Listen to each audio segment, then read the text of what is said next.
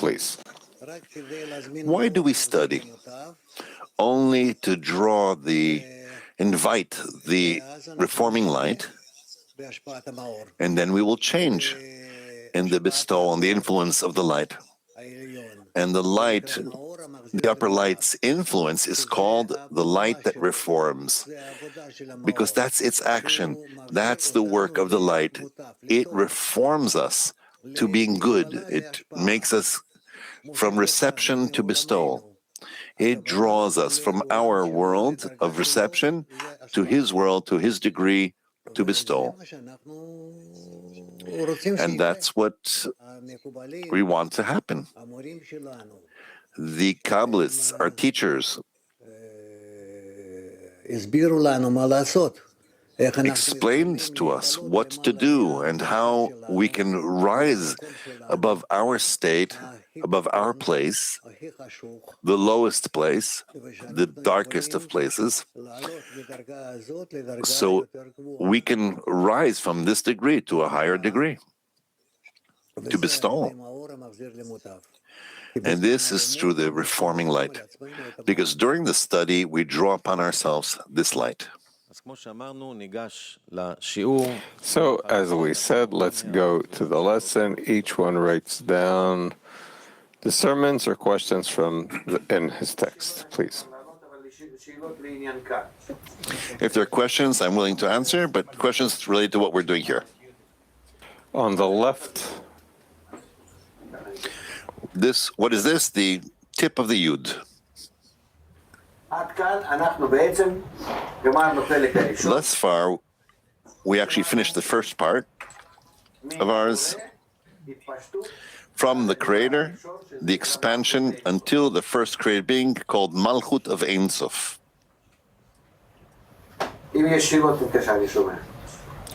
If there are questions, please ask them. What's Atzilut? What is Atzilut?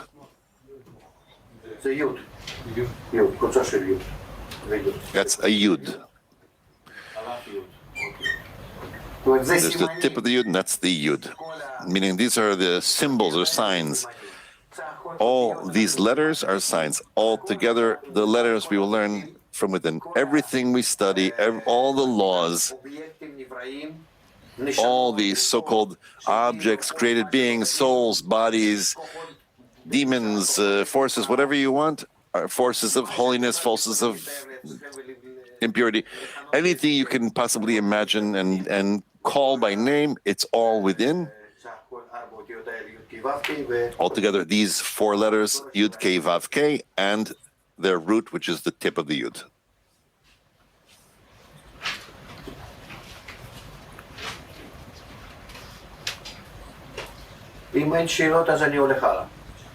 If there are no questions, I'm continuing onwards. Yes. No,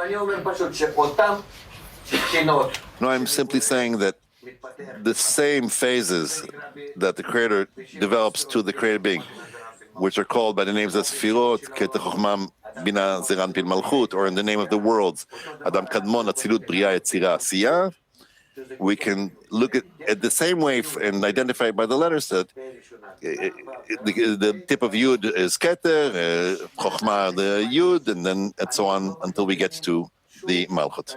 These are just signs. I'm not entering any inner content into this yet. These are just signs so that we know, why did I do this? I could continue with this picture even more. There's still vegetative, animal, and speaking, etc. I just want to say that this general picture, that besides this, there is nothing. This is actually the general schematic of the whole of creation. Now, we'll continue onwards.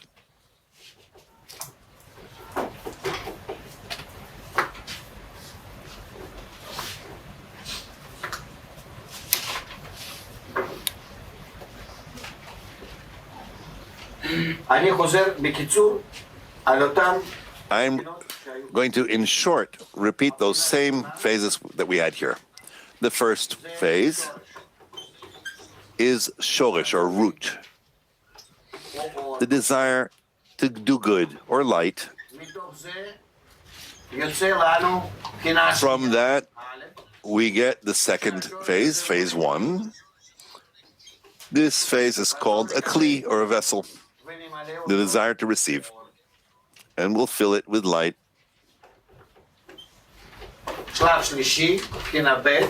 The third stage, phase two, where the vessel that was filled with pleasure wants to bestow instead of to receive. It's also called a kli, but if this is a kli of reception, this is a kli of bestowal.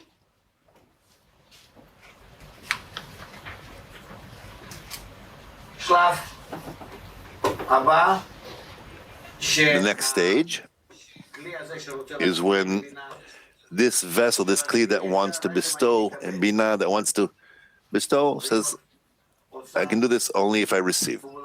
So it performs a special action from me wanting to bestow. I will receive a little.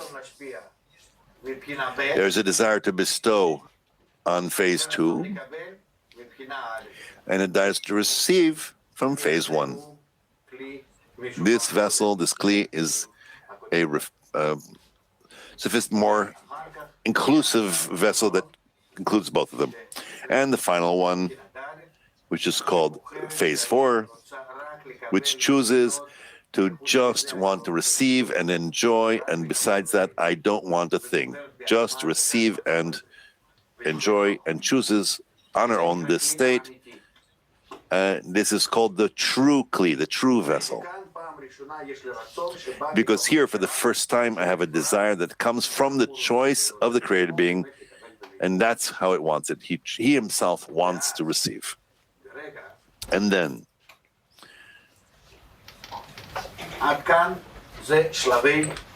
so far, these are the stages of the creation of the created being. This is called the creature, or the created being. And this created being emerged and was filled with light, with pleasure. It felt the same like the created being feels here in phase one. The creature that was created in phase one, with the light that comes from the creator, felt that he wants to be like the creator. The light gave him his quality and to bestow. Here too, the created being who starts to receive the pleasure from the creator, together with the pleasure, receives the nature of the giver of the pleasure, the desire to bestow, and wants also to bestow. We see this also in our world. A person who receives from someone starts to feel in the gift that he receives the extent in which it's good. At first he feels how good it is to receive, but then together with that gift, what moves to him also is the quality of the giver, and he feels how good it is for him to give too. He starts to be ashamed as a result of that, as a response, and starts to be ashamed of receiving. And this is what happens to us in phase four. After phase four received all the light, it felt that she is receiving. Why? Because why in all the previous phases? Why doesn't phase one feel that she's receiving in only phase four? Because phase one did not choose, oh, I want to receive. She was created that way by the Creator. And phase four chooses her desire to receive. I want to receive and to enjoy. And that's why when she receives and enjoys, she feels shame. And as a result of this shame, she feels, in place of the pleasure, suffering. And this compels her to depart herself and stop receiving. This decision is called tzimtzum, or restriction. That phase remains empty. And this action that departs the or expels the light is called the first restriction, Tzimtzum Aleph.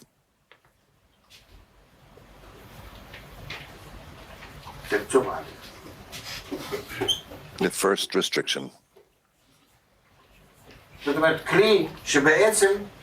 Meaning a vessel which actually decided she wants to receive after she receives and enjoys, together with the pleasure, receives the nature of the giver of the pleasure, and feels in place of the pleasure suffering. And then she performs a restriction and decides that she does not want to receive because reception leads to suffering. Just like Malchut, or the vessel of phase 4 that was filled with light, we called her Malchut of Ein Sof, infinity. She was filled with light without any limitations, Ein Sof, no limitations, no ends. Same way, Malchut, which expelled the light from herself and remains empty, is called the world, not instead of the world of Ein Sof, the world of restriction.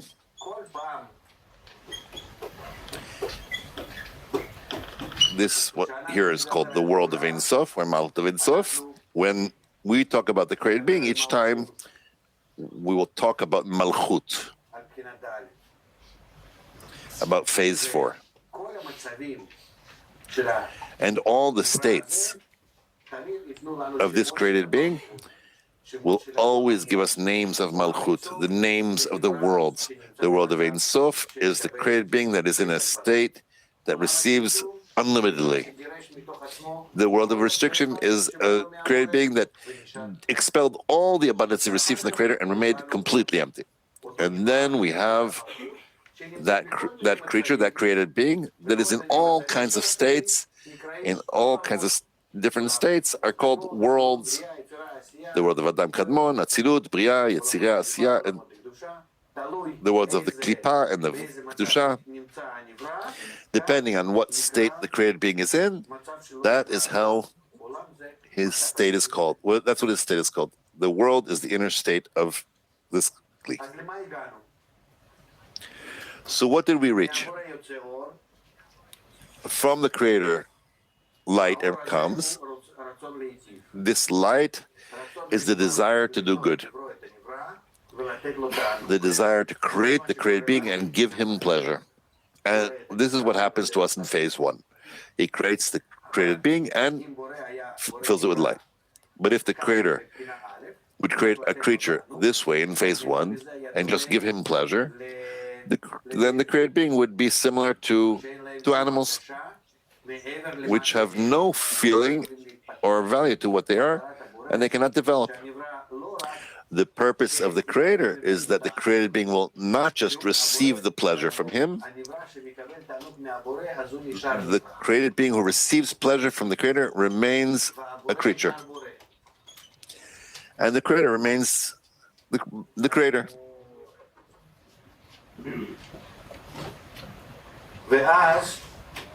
And then, seemingly, the action of the Creator,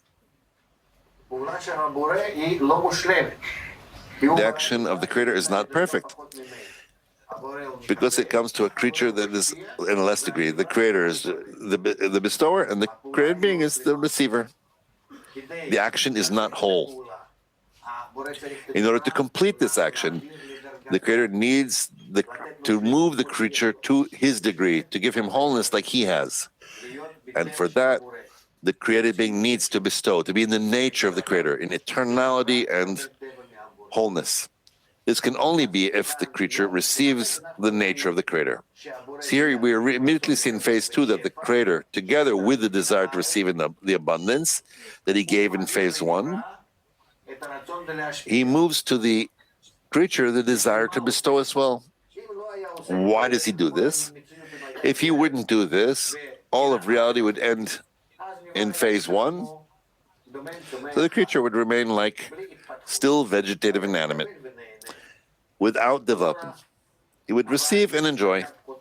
Not bad, but a lesser degree than the degree of the Creator. So what's missing after phase one in order to bring the creature to perfection, to wholeness, is to give him the nature of the creature, of the Creator. And phase two does this. The Creator passes along to the creature his nature, the desire to bestow. Why is this not enough?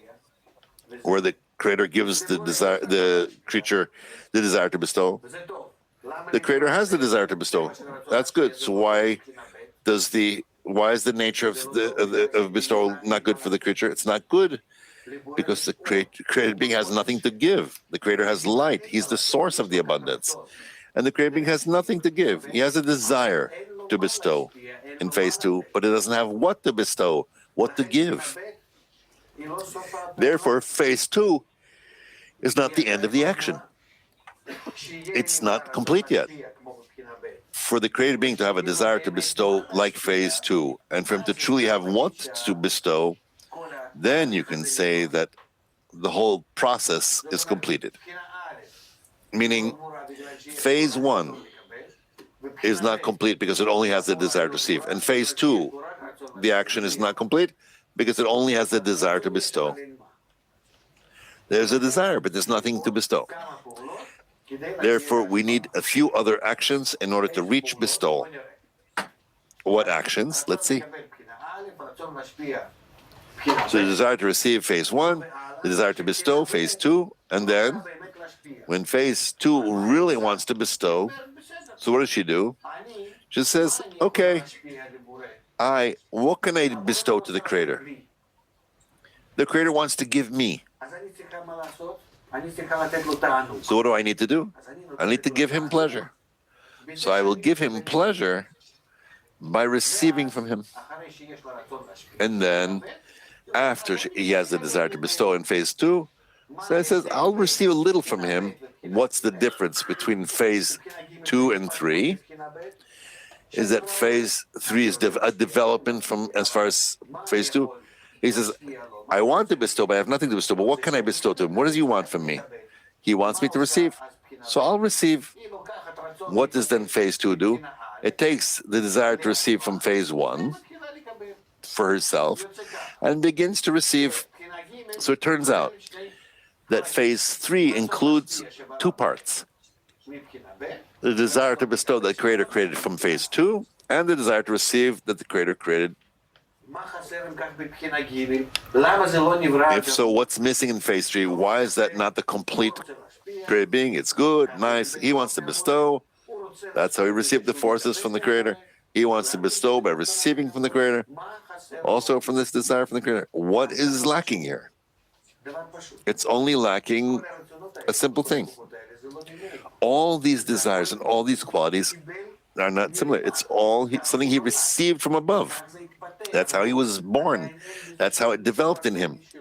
There's still no desire of his own.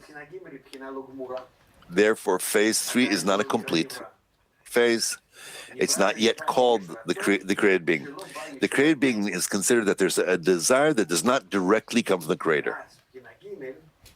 And then, phase three, which understands that it has a desire to receive, and she has a desire to bestow, and there is seemingly the ability to bestow and the ability to receive, but she feels that this is actually, by that, she cannot resolve herself. She cannot really give by this.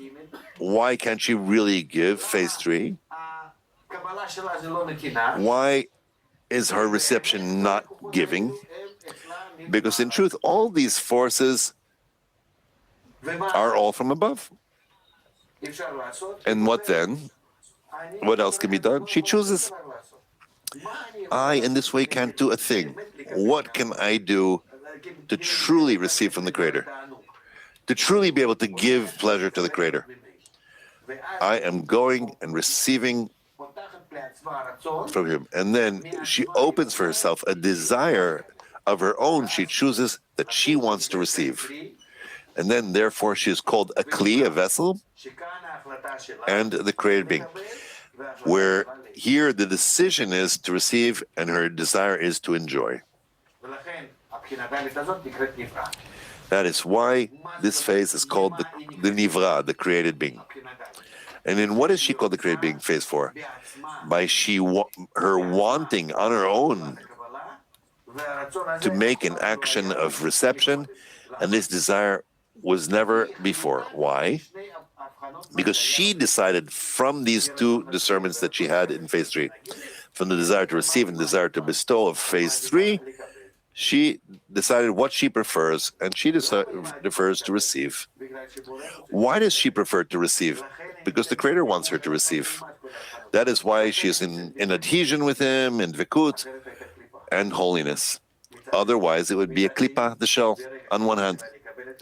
On the other hand, the moment she receives the light, she feels that this is not sufficient, that she's nevertheless receiving and not bestowing, because the desire to bestow that she had before does not cover her desire to receive.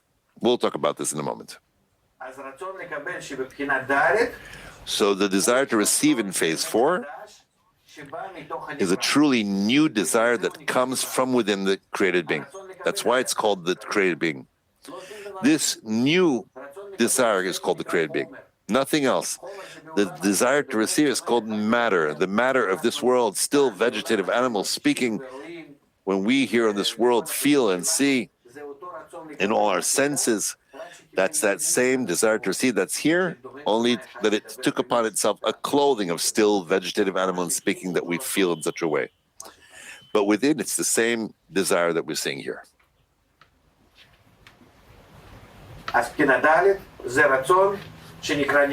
So phase 4 is a desire called the created being that never was, and we could say never was created. It developed, but independently.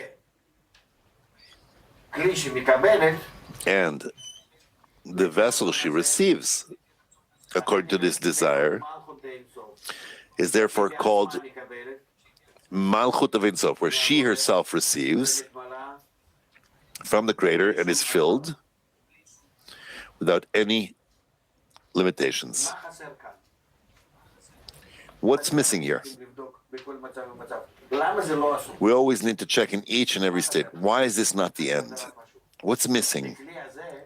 A simple thing is missing. In this Kli, in Malchut of Ein Sof, there's a very good desire, a desire of her own, and that's why she's called the created being.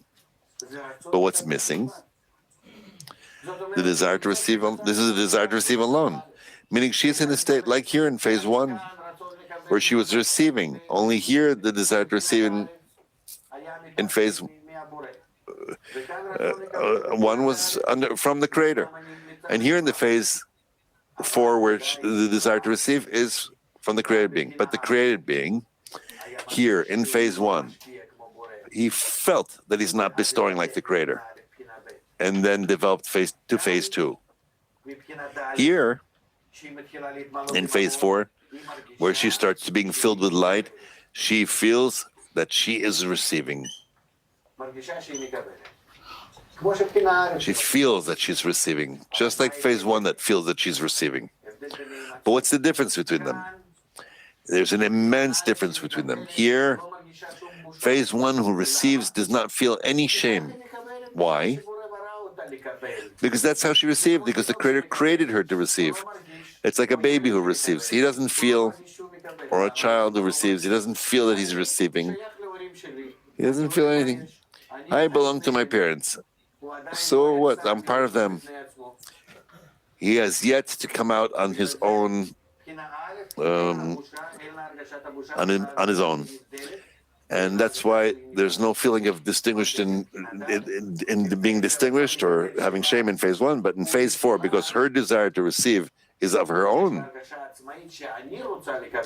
She has an independent feeling that I want to receive, and because of that, when she feels that the Creator is filling her, she feels shame. What is that sensation of shame? The feeling of the difference between the receiver and the giver. And that feeling of shame cancels out all the pleasure she has in the receiving. So much so that she prefers for the light to depart from her, just so I don't feel that my vessel, this external vessel, this so-called cup that I'm drawing here, and the feeling in her are so different, and she's not capable of feeling that now in phase 4. And therefore she expels the light, which is called the restriction. Why restriction? Wasn't restriction made in phase 1? I'm repeating again, because phase 1 has no desire of her own. She has a desire that's from the Creator. And the vessel of phase 4, because it's her own desire, she herself wants to receive, she herself draws the pleasure. That's why she feels the shame and expels the pleasure and departs from the state of being a receiver. This actually is called the first restriction, Tzimtzum Aleph. The state of phase 4 being filled with light is called Malchut of Ein Sof. The phase where phase 4 is emptied of light is called the world of restriction. This is actually what I wanted to go over for the first time here.